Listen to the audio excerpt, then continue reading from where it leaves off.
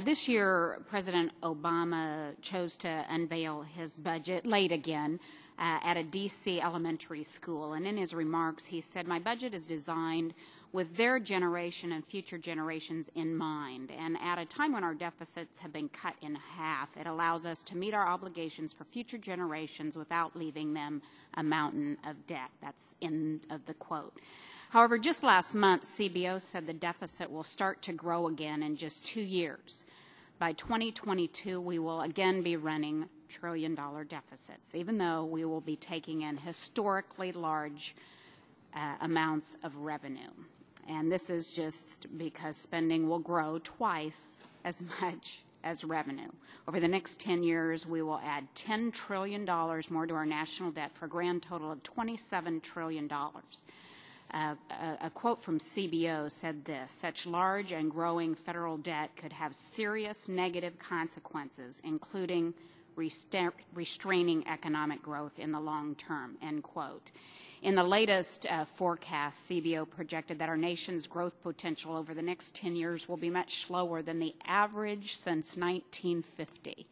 Contributing to this lost potential, CBO states the economic and incentives caused by federal tax and spending policies that are expected to keep hours worked and output lower than would be otherwise expected.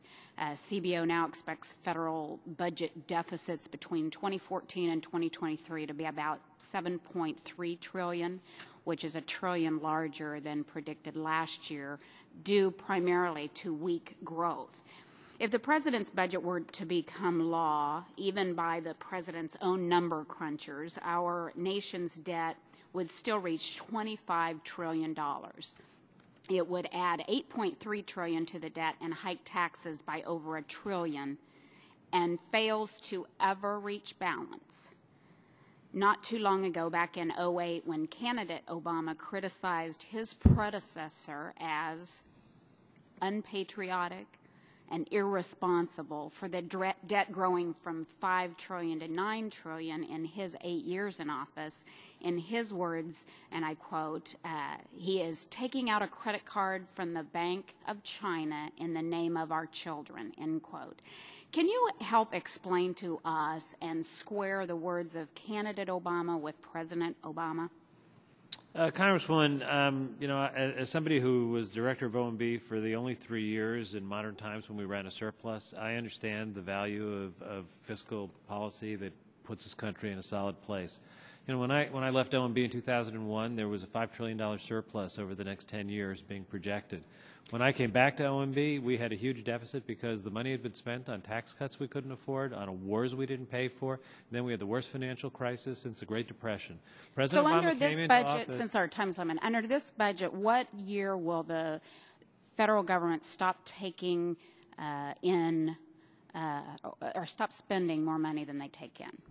Congresswoman, as I've said, do we have a year? This budget. Is it true that in this budget we never ever can point to a point in time where we will stop spending more money than we take in? If you look at the period, I'm just asking, is that true? If you look at the period covered by this budget, is that true or it puts the deficit into a place where it's sustainable. When we came into office, it was out of control. We have more work to do going forward, but this budget is... So it never, ever balances, it takes the deficit down to less than 2% of GDP by All right, the 10-year window. Time has expired.